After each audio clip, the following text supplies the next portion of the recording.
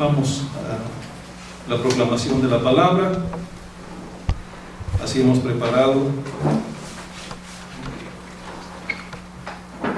Introduciremos con el texto de la lectio divina en Juan 19. Juan 19, para leer de manera alternada de los versículos 1 al 30. Juan 19, 1 al 30, inicio en el 1, nos juntamos en el 30. Dice así la Escritura. Así que entonces tomó Pilato a Jesús y le azotó. Y los soldados entretejieron una corona de espinas y la pusieron sobre su cabeza y le vistieron con un manto de púrpura. Y le decían: salve, Rey de los judíos, y le daban bofetadas. Entonces Pilato salió otra vez y les dijo: mirad, os lo traigo fuera, para que veáis que ninguno puede venir. Y salió Jesús llevando la corona de espinas y el manto de púrpura, y Pilato les dijo: he aquí el hombre. Cuando le vieron los principales sacerdotes y los alguaciles, dieron voces diciendo: crucifícale, crucifícale. Pilato les dijo: tomadle vosotros y crucificadle, porque yo no hallo delito en él. Los judíos le respondieron: nosotros tenemos una ley, y según nuestra ley debe morir, porque se hizo a sí mismo hijo de Dios. Cuando Pilato oyó decir esto, tuvo más miedo. Y entró otra vez en el pretorio, y dijo a Jesús: ¿de dónde eres tú? Mas Jesús no le dio respuesta. Entonces le dijo Pilato: ¿a mí no me hablas? ¿No sabes que tengo autoridad para crucificarte y que tengo autoridad para soltarte?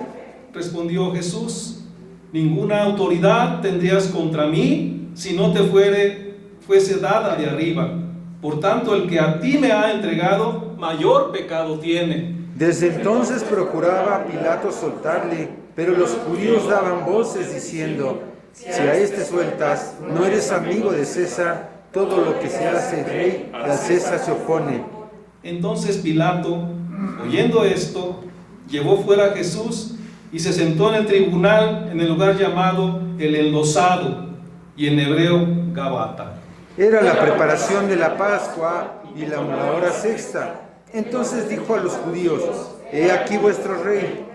Pero ellos gritaron: fuera, fuera, crucifícale. Pilato les dijo: ¿a vuestro rey he de crucificar? Respondieron los principales sacerdotes: no tenemos más rey que César. Así que entonces lo entregó a ellos para que fuese crucificado. Tomaron pues a Jesús y le llevaron a él. Y él, cargando su cruz, salió al lugar llamado de la Calavera, y en hebreo Gólgota. Y allí le crucificaron, y con él a otros dos, uno a cada lado, y Jesús en medio. Escribió también Pilato un título que puso sobre la cruz, el cual decía: Jesús Nazareno, Rey de los judíos. Y muchos de los judíos leyeron este título porque el lugar donde Jesús fue crucificado estaba cerca de la ciudad, y estaba escrito en hebreo, en griego y en latín.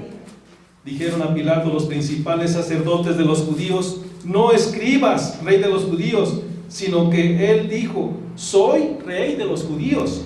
Respondió Pilato: lo que he escrito, he escrito. Cuando los soldados hubieron crucificado a Jesús, tomaron sus vestidos e hicieron 4 partes, una para cada soldado. Tomaron también su túnica, la cual era sin costura, de un solo tejido, de arriba abajo. Entonces dijeron entre sí: no la portamos, sino echemos suerte sobre ella, a ver de quién será. Esto fue para que se cumpliese la escritura que dice: repartieron entre sí mis vestidos, y sobre mi ropa echaron suertes. Y así lo hicieron los soldados. Estaban junto a la cruz de Jesús su madre y la hermana de su madre, María mujer de Cleofas, y María Magdalena. Cuando vio Jesús a su madre, el discípulo a quien amaba, que estaba presente, dijo a su madre: mujer, he ahí tu hijo. Después dijo al discípulo: he ahí tu madre. Y desde aquella hora el discípulo la recibió en su casa. Después de esto, sabiendo Jesús que ya todo estaba consumado, dijo para que se cumpliese la escritura: tengo sed. Y estaba ahí una vasija llena de vinagre, Entonces ellos empaparon en vinagre una esponja y poniéndola en un hisopo, se la acercaron a la boca. Cuando Jesús hubo tomado el vinagre, dijo: consumado es, y habiendo inclinado la cabeza, entregó el Espíritu. Amén. En respuesta a esta lectura, cantemos el himno Abre mis ojos, para ver el número 40. De la segunda parte del himnario, las Sagradas Escrituras, escrito por la hermana Clara Scott, traducido por el hermano Eleazar Z. Pérez.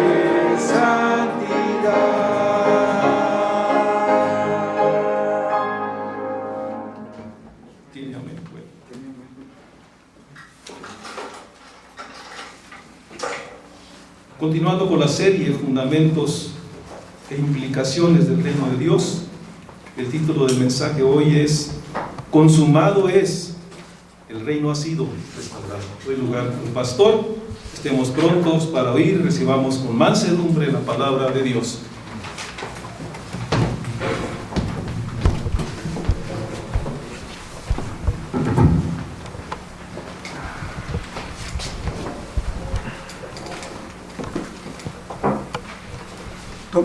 Tomen su lugar, por favor.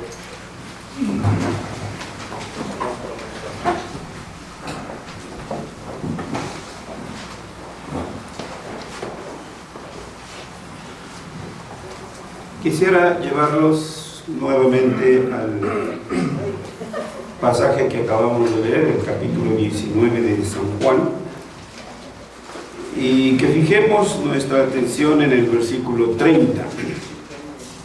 San Juan 19, versículo 30. Vamos a leer todos juntos este versículo.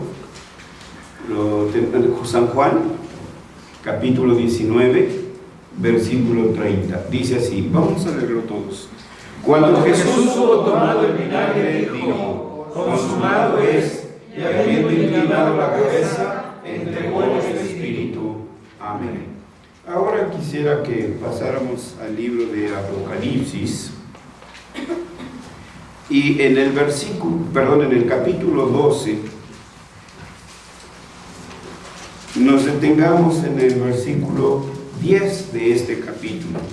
Apocalipsis 12, 10.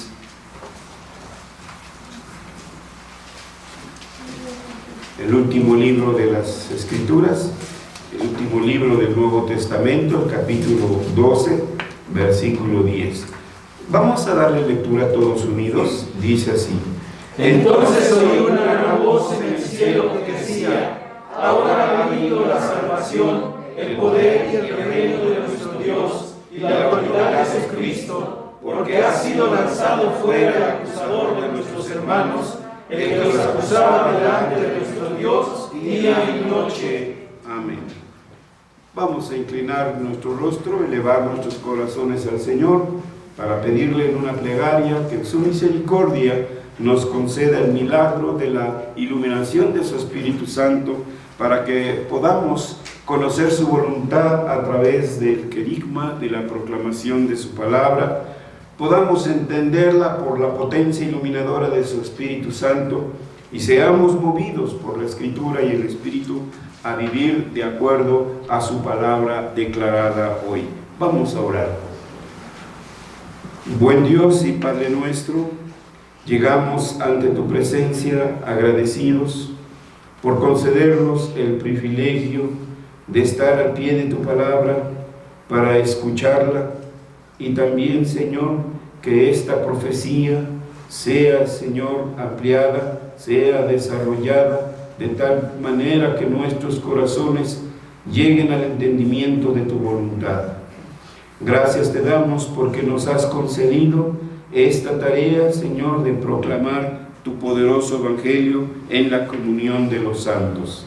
Te rogamos que tengas misericordia de este pueblo tuyo, de este pueblo que es el pueblo de la promesa, para que, Señor, unidos entendamos lo que tenemos que hacer como la comunión de los santos, el cuerpo de tu Señor, de tu Hijo, nuestro Señor Jesucristo, en quien oramos. Amén.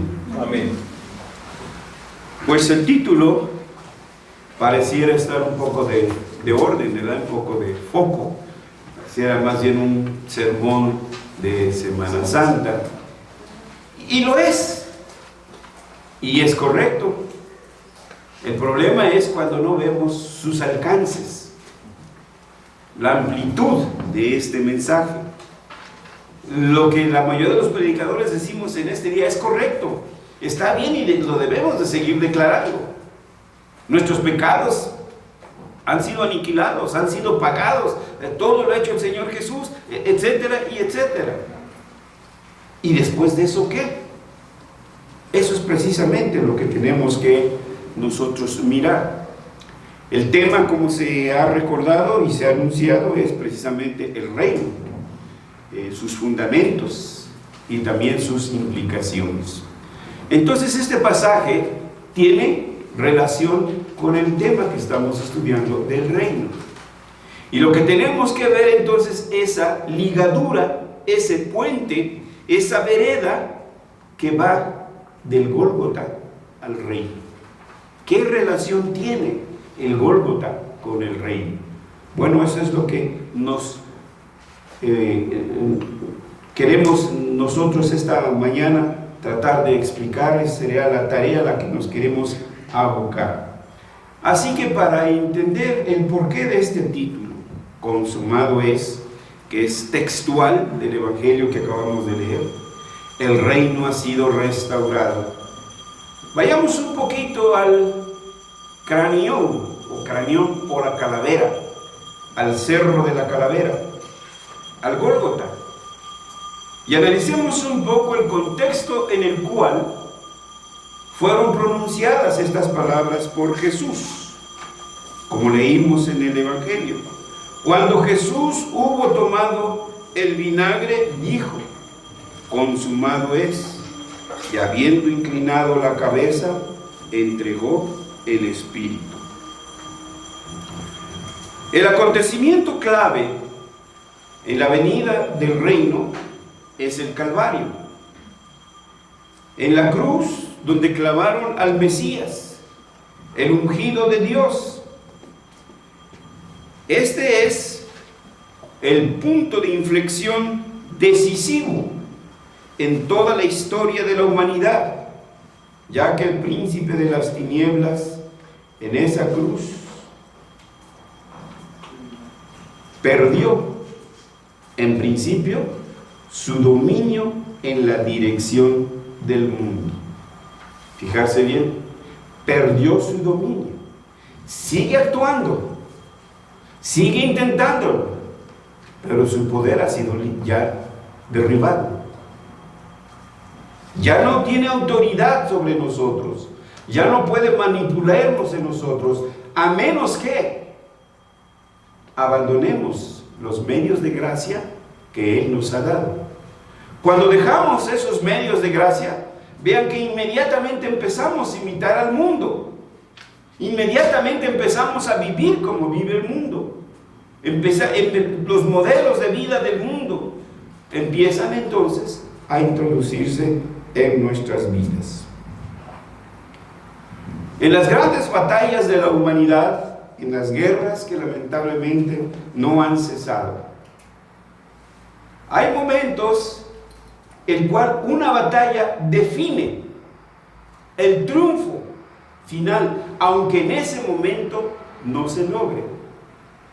Winston Churchill, por ejemplo, en sus memorias, después de que los aliados iban derrota tras derrota, derrota tras derrota, y parecía que Hitler se apoderaba de toda Europa, hubo un momento, y de hecho hay un capítulo que así escribe Winston Churchill, dice, solos, en el que Inglaterra estaba luchando sola contra el eje de la potencia nazi.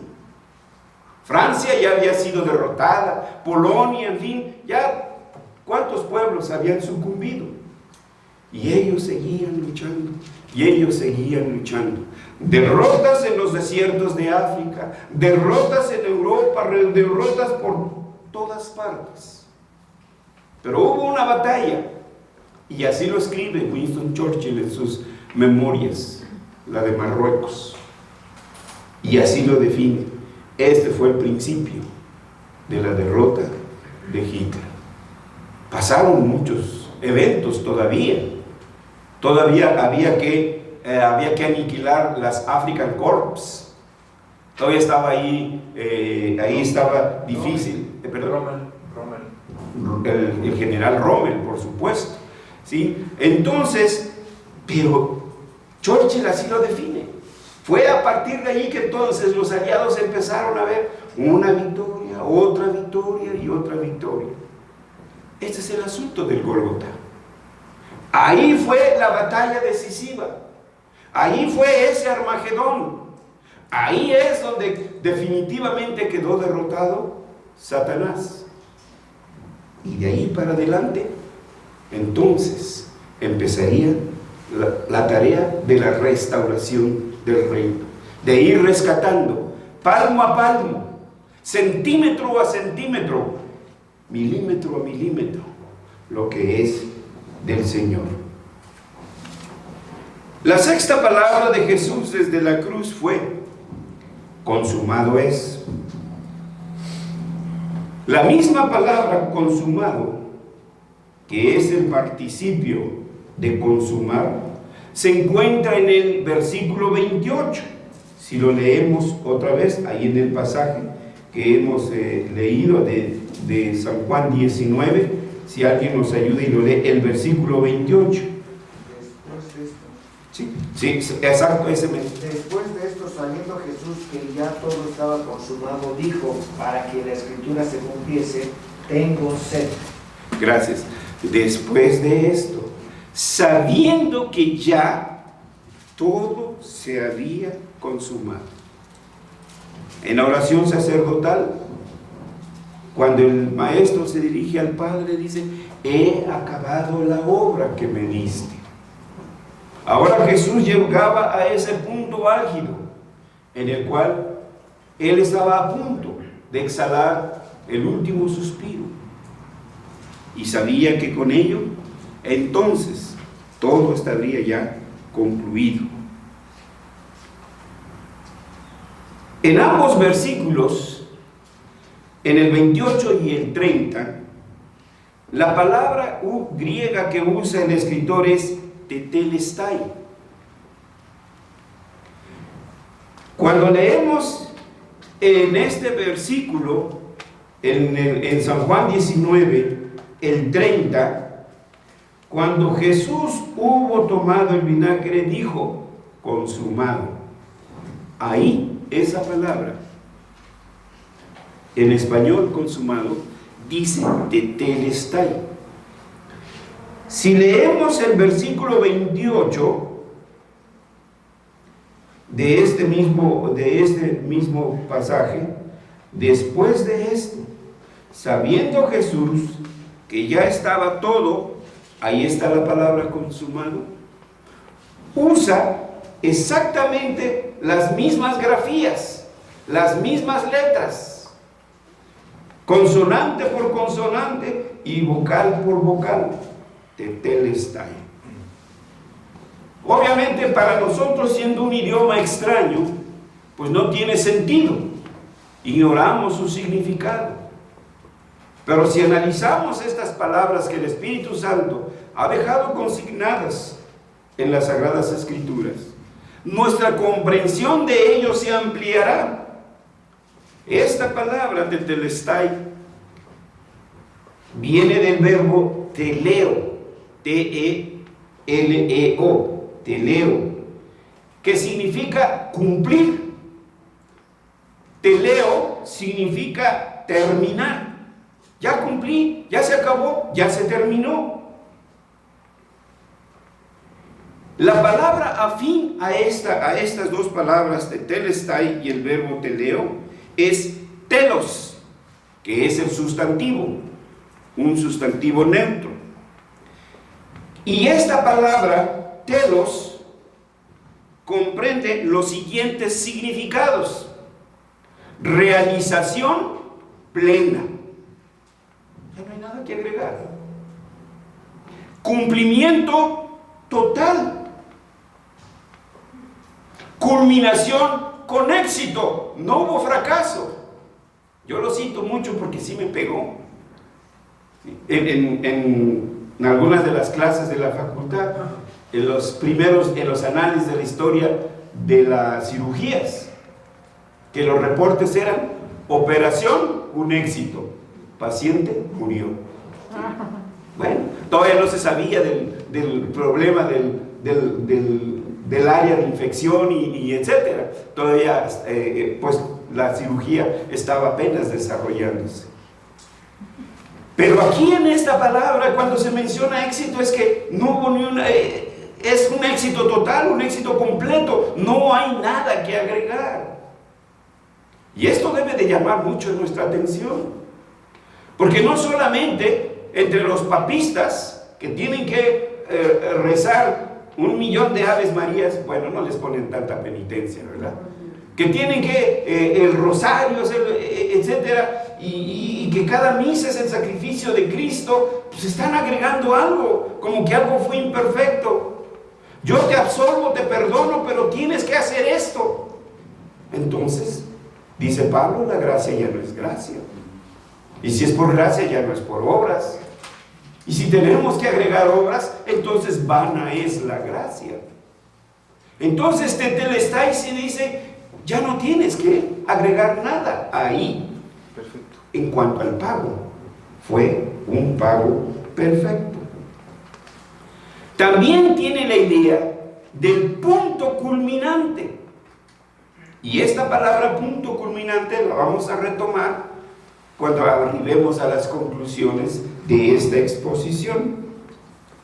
Entonces, aquí tenemos tres palabras importantes: el participio tetelestai, el verbo teleo y el sustantivo neutro telos. Todas estas palabras apuntando a la misma idea: cumplir, terminar, realizar. Para nosotros, en español, el verbo es consumar, palabra que viene del latín consumare y que significa llevar a cabo totalmente algo. Entonces vean, es la misma idea, completa, ejecutar o dar cumplimiento cabal a algo. Y aquí es donde vuelvo a llamar la atención, porque no solamente puse, por ejemplo, a la iglesia papista, Pero los evangélicos no cantamos mal las rancheras, porque creemos que si me subo a la azotea a las 2 de la mañana a orar, entonces mi oración tendrá más éxito, tendrá más poder. Y también dirigida a Jerusalén. En fin, pues tantas cosas que imitamos. Los retiros espirituales que tenemos nosotros los evangélicos, ¿sí? Son un mini convento, porque esa era la idea de los conventos, de los monjes, alejarse del mundo para tener un momento de recato, y son imitaciones que tenemos. Así que, hermanos,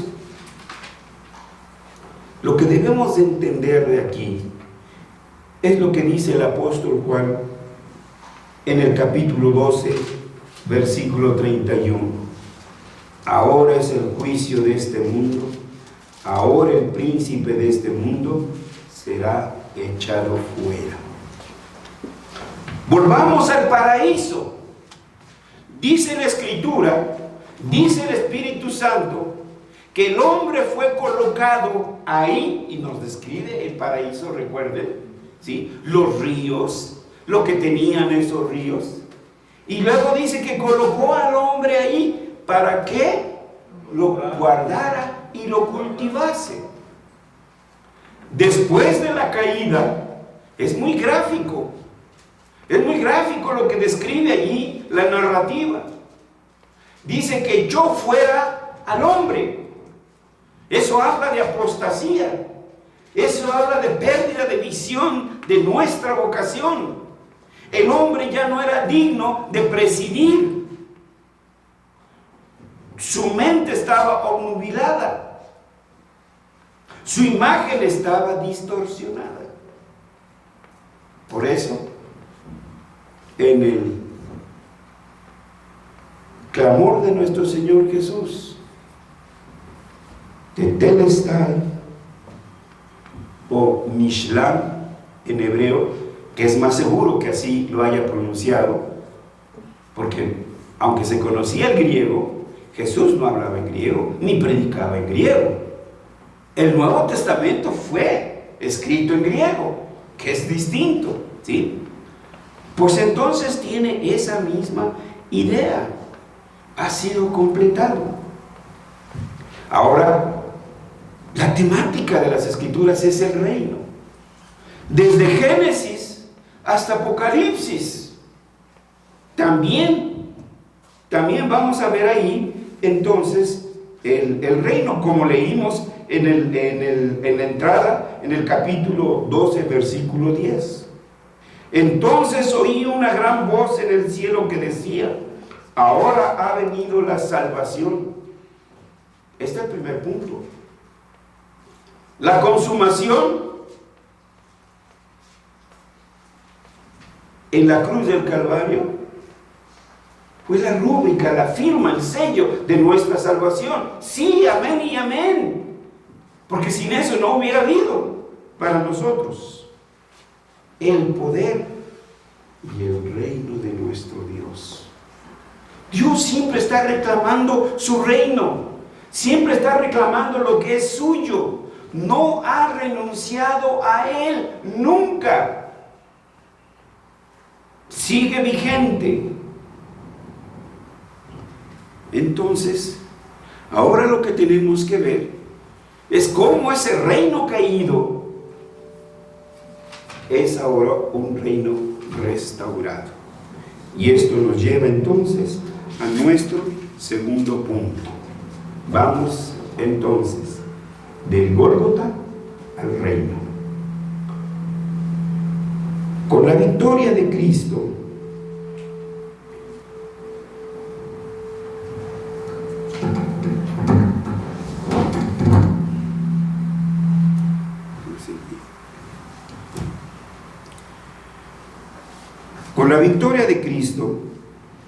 el reino del Señor puede entrar en la historia de la humanidad para que hombres y mujeres y niños porque ellos no son la futura iglesia, son la iglesia.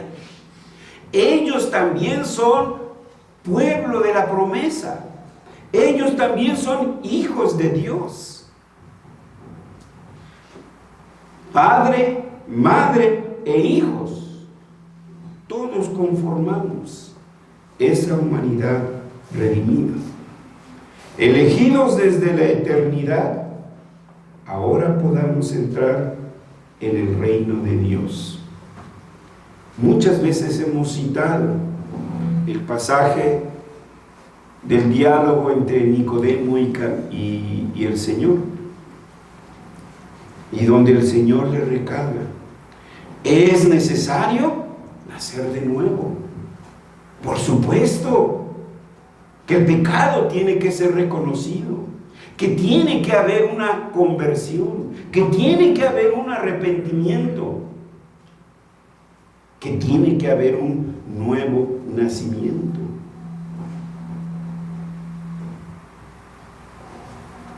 El que no naciere de nuevo no puede ver el reino de Dios. No es que seamos elitistas, pero eso es precisamente, por eso es que nuestras comunidades no pueden ser maestros. No podemos darnos el lujo de que Michel Pentorius un día me traigan un paganote ahí dando clases, que no es cristiano, que no asiste a ninguna iglesia, que no, así haya sido su maestro propio Bach. Entonces, ver, sí, esto es algo que tenemos que ver, que la salvación todavía apunta hacia adelante, el reino de Dios. Es un tema que no podemos ignorar, que no podemos ocultar. Es un tema que debemos seguir ponderando en él. Ahora, las mujeres redimidas, los jóvenes y los niños pueden entrar en el reino de Dios.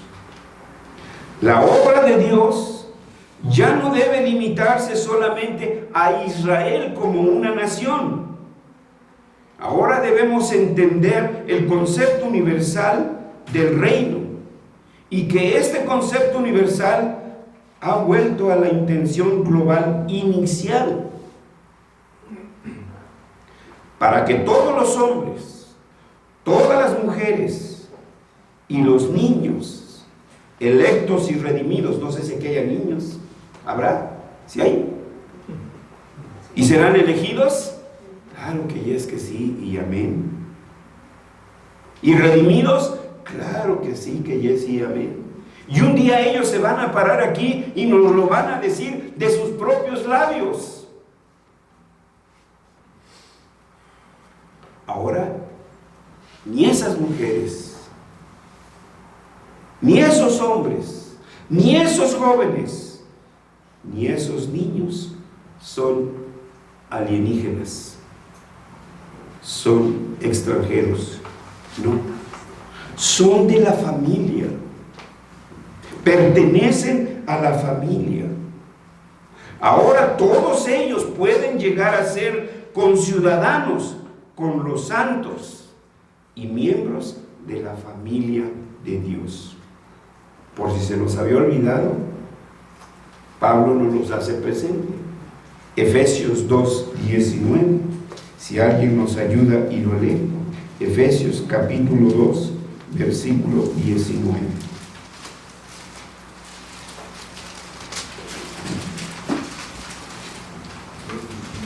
Así que ya no sois extranjeros ni advenedizos, sino conciudadanos de los santos y miembros de la familia de Dios.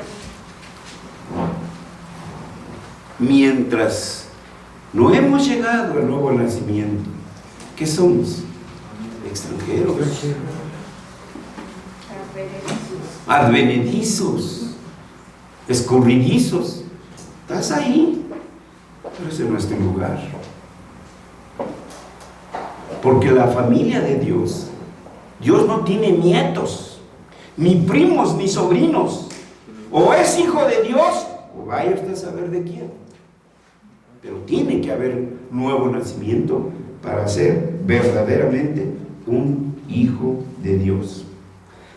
Y no solo eso, sino haber, dice, conciudadanos. ¿De qué habla? Del reino, hermanos. Ese estaba presente. Nuestra ciudadanía está en el reino. Un rey tenemos. En tiempos difíciles, los reformados decían, un reformado solo se inclina ante Dios, nunca ante los hombres. Respeta los oficios, pero solo se inclina ante Dios. Respeta las autoridades, pero solo obedece a Dios. Pero esa ciudadanía va más allá de eso, sino de una relación más íntima, más familiar. Por eso, aunque les quepa extraño a otros, nos decimos hermanos y nos saludamos como hermanos. Y a veces esa palabra pues ya se vuelve muy ¿cómo les diría? Pues ya parte de nuestro vocabulario y ya no analizamos el significado profundo que tiene esa palabra. Entonces, para mí ya no es el señor Gómez, es mi hermano. ¿Sí? Para mí ya no es, en fin, el señor Reyes, es mi hermano. Bueno, discúlpenme, porque si no el sermón sería en pronunciarlo a todos, ¿verdad? Ahí se me iría el tiempo. Pero esa es la idea de una familia. Dios ha librado a su pueblo elegido. Lo ha librado del dominio de las tinieblas y lo ha trasladado del reino de las tinieblas al reino de su amado Hijo, en quien ahora tiene, fíjense bien, redención y perdón de los pecados. No está ausente, no van separados y no podemos separarnos. Colosenses capítulo 1, versículos 13 y 14 nos recuerda y nos hace bien claro esto: redención y perdón de los pecados. ¿Alguien nos lo puede leer? Colosenses capítulo 1, versículos 13 y 14. El cual nos ha librado de la potestad de las tinieblas y trasladado al reino de su amado Hijo, en quien tenemos redención por su sangre, el perdón de los pecados. Nos ha librado de la potestad de las tinieblas. Nos tienta, sí. Nos quiere ver derribados. Nos instiga para que pequemos contra Dios, pero ya no tiene dominio sobre nosotros. Mientras que nosotros luchamos por vencer esa tentación, apelamos a la oración, apelamos a nuestro Señor Jesucristo como nuestro intercesor a la diestra del Padre, apelamos al Espíritu Santo, a las promesas dadas en las Escrituras, y que lamentablemente en no pocas ocasiones caemos. Pero como dice la Escritura, el justo si 7 veces cae, 7 veces que se levanta. Ahora ya hay una lucha. Pero cuando no tenemos el Espíritu Santo, cuando no hemos nacido de nuevo, cuando hemos abandonado los medios de gracia, el reino de las tinieblas se apodera de nosotros y vivimos y andamos como andan los que andan en el reino de las tinieblas. Es horrible, hermanos. Los que no tuvimos el privilegio de nacer en un hogar cristiano, sabemos lo que eso significa. Vivir apergollado, encadenado por el reino de las tinieblas, bajo sus principios, sin ninguna lucha, sin ninguna resistencia, creyendo que nosotros tenemos la mejor filosofía del mundo, las mejores decisiones del mundo. Pero el reino, el acto de consumación, nos ha trasladado de ese reino al reino de Cristo. Y con la obra consumadora de Cristo vino la restauración de nuestra vocación. No trabajamos por la memela nada más. Explíquenle por favor a los niños qué significa memela.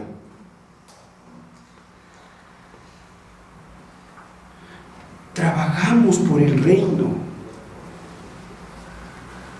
Con la obra consumadora de Cristo vino la restauración de nuestra vocación. Ahora ya no eres un panadero apóstata, un albañil apóstata, un mecánico apóstata. Ahora eres un maestro cristiano que trabaja para el reino de Dios. Y no, como dijo el Señor, solamente por la comida que perece. Es lo triste, que muchos todavía ven el trabajo solamente eso como la fuente de la comida. Lo es, porque incluso la Escritura dice, el que no trabaja, que no coma. No puede haber flojos en el reino del Señor. Pero entonces lo que debemos de ver aquí, con este acto de consumación, vino la restauración de nuestra vocación, la cual debemos ejercer con visión, autoridad y poder. Jesús lo dejó bien claro antes de partir. Y no solo allí, sino en otras tantas ocasiones durante su ministerio lo dijo. Y no solo él, sino también los apóstoles. Toda autoridad me ha sido dada en el cielo y en la tierra. Mateo 28, 18. ¿Cómo entonces vamos a atrevernos a estar separando? Esta es religiosa, esta es de la iglesia. No, esta no es una fábrica. La iglesia es, ¿cómo decían que? No esencial. Ya hasta se me olvidó. ¿Quiénes son ellos para hacer esta clasificación? Bueno, no sé, no me he dado la tarea, pero algo ha de ver por ahí de sano, ¿no? MacArthur me parece que tiene ahorita problemas en Estados Unidos porque él no ha querido cerrar su iglesia. No sé todo el trasfondo, hermanos, no lo sé, pero ahí tiene ese problema muy fuerte, que ya lo meten a la cárcel y que no lo meten a la cárcel, y ahí está el asunto. Efesios capítulo 1, que también me gustaría que leamos en los versículos 20 y 21. Conforme a mi anhelo y esperanza de que nada será avergonzado, antes bien con toda confianza como siempre, ahora también será magnificado Cristo en mi cuerpo, o por vida o por muerte. Porque para mí es Efesios, está, Filipenses. La cual operó en Cristo, resucitándolo de los muertos y sentándole a su diestra en los lugares celestiales, sobre todo principado y autoridad y poder y señorío, y sobre todo nombre que se nombra, no solo en este siglo, sino también en el venidero. En nuestro camino de la casa acá, nos encontramos no me acuerdo cómo se llama ese que había un letrerote que dice: Jesucristo, Señor de México. Que fuera cierto, hermanos. Son solo palabras. No tiene un partido político, Jesucristo. Entonces, hermanos, si esto es lo que tenemos que mirar aquí, el reinado de Cristo arriba y abajo, en todas las esferas, en la pedagogía, en todo, en el comercio, en la economía, en la filosofía, en la política, hermanos. Y eso lo hemos creído. Hermanos, pues vean cuántas manifestaciones en Brasil, por ejemplo.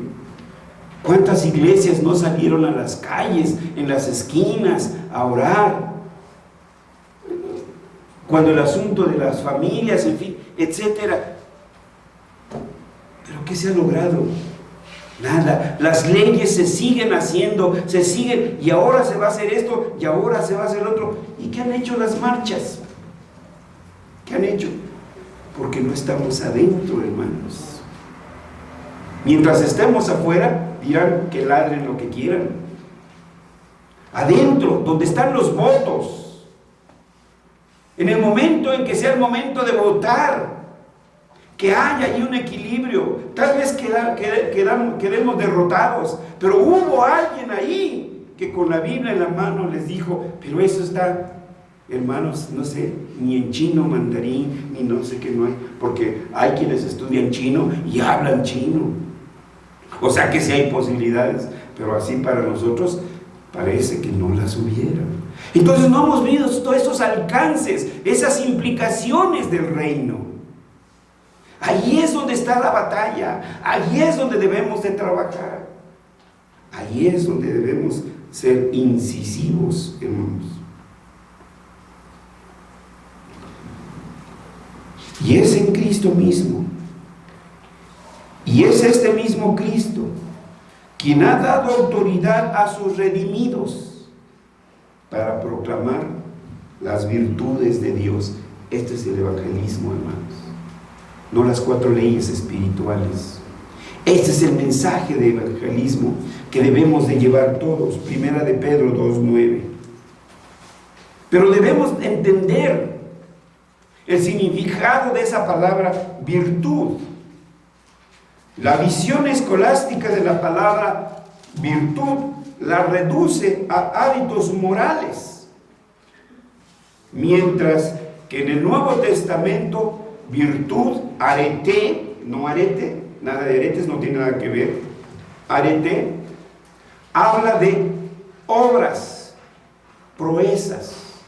Entonces, ¿cuál es nuestro mensaje? ¿Cuál es nuestra tarea? Proclamar las obras de Dios. Dios hizo el pollito, Dios hizo los hoyos negros, Dios hizo la luna. Las obras de Dios, las proezas de Dios. No solo el mar que se abrió en 2.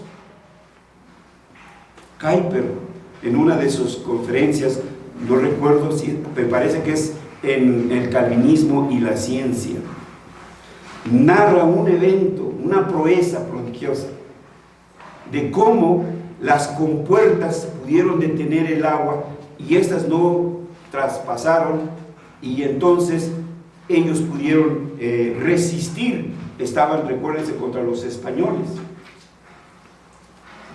y en respuesta a eso, ¿sí?, a esa proeza de Dios, surgió una universidad cristiana reformada.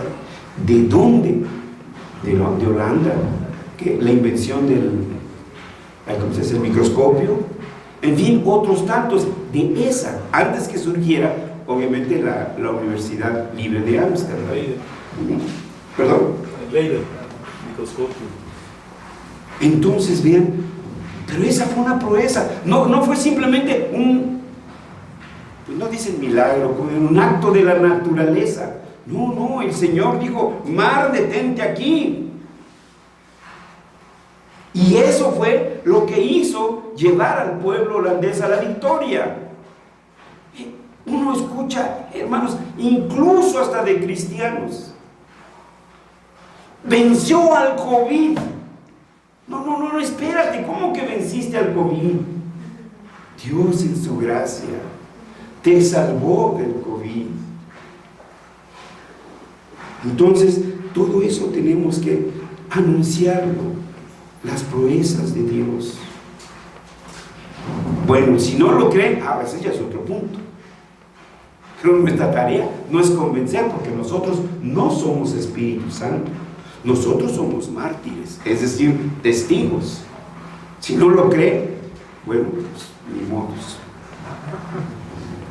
En conclusión, hermanos, el Gólgota es la cabeza de playa en la batalla por el reino. ¿Qué es una cabeza de playa. Una cabeza de playa es un término militar usado para describir cuando un grupo de unidades armadas alcanzan la costa y conquistan un área conquistada que defienden.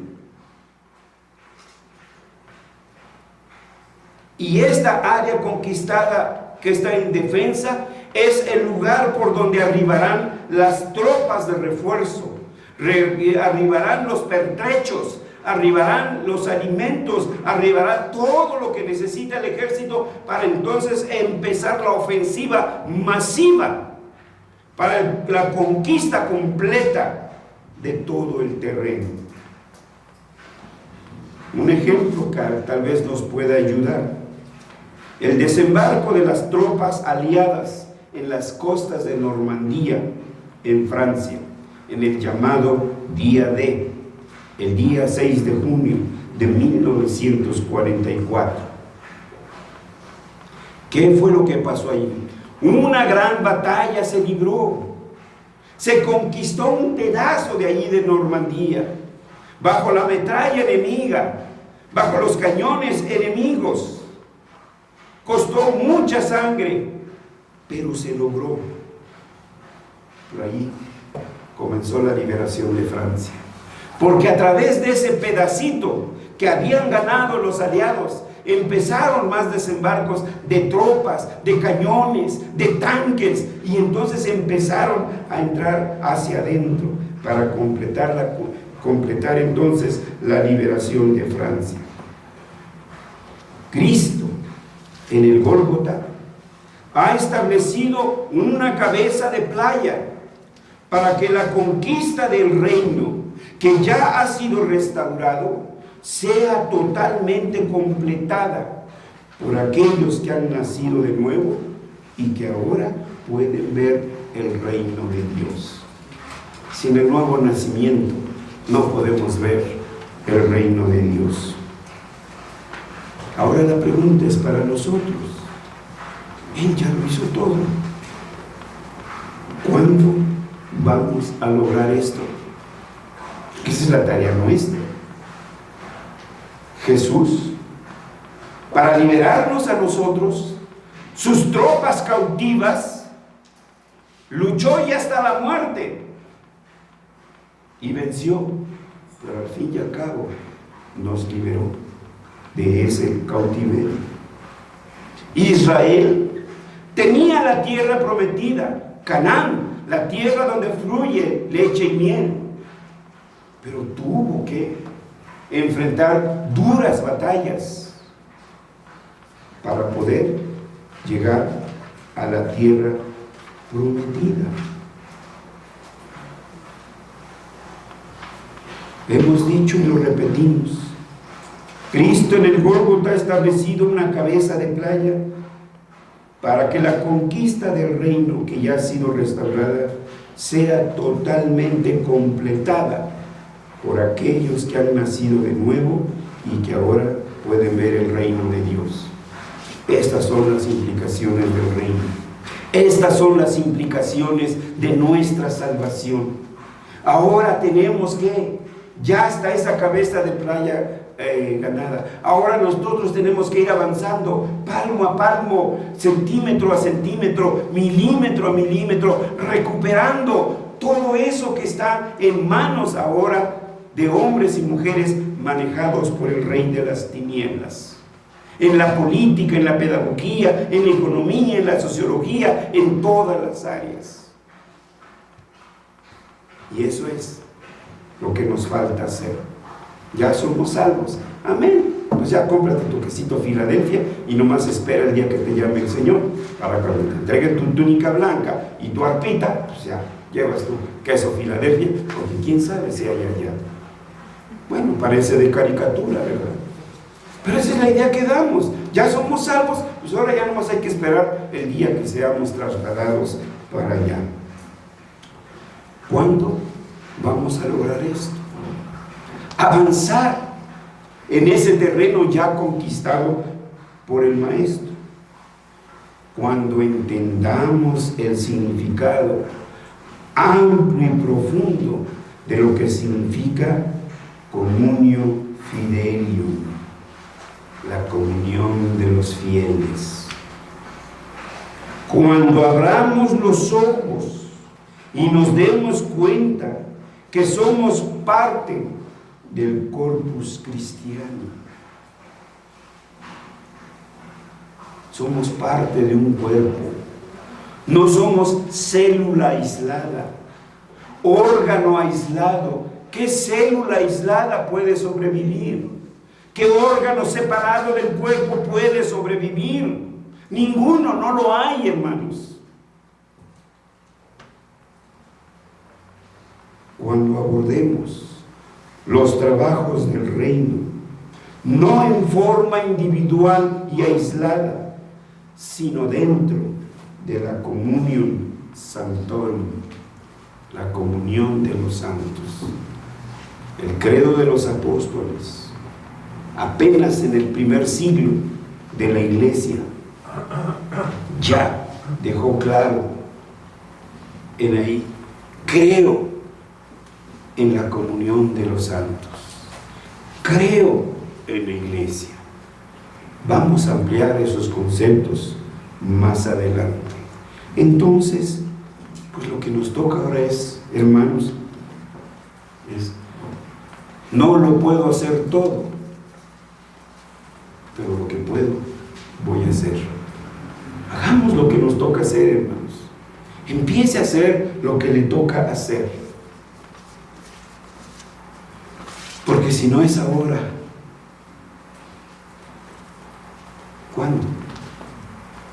¿Qué sabe usted?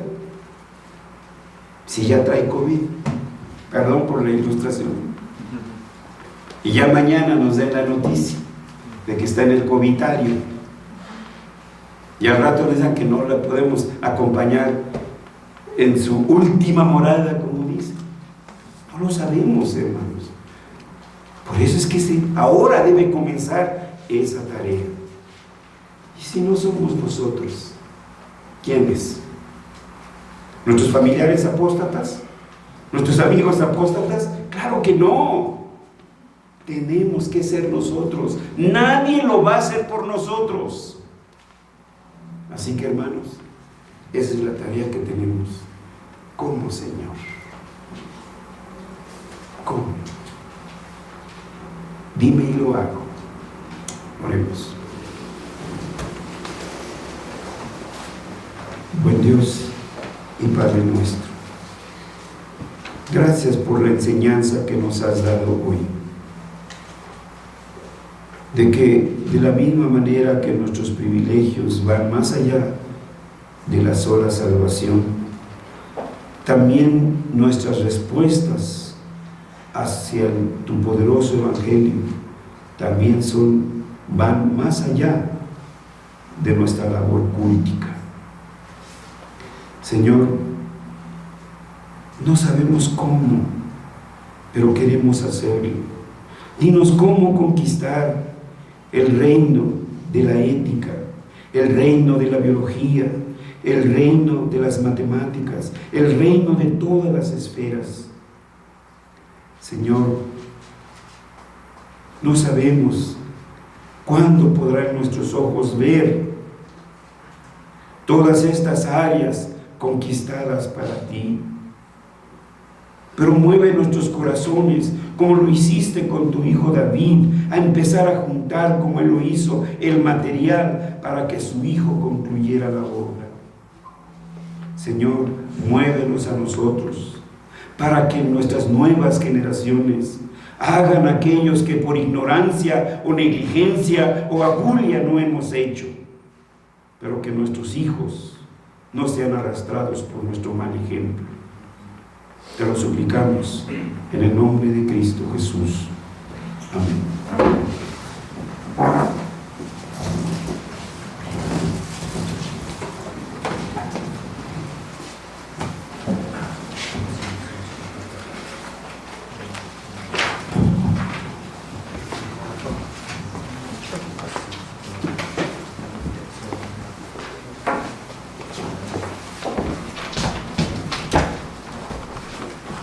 En pie, hermanos, en respuesta a la palabra predicada, cantemos el himno Cantan los ángeles con dulce voz, número 125.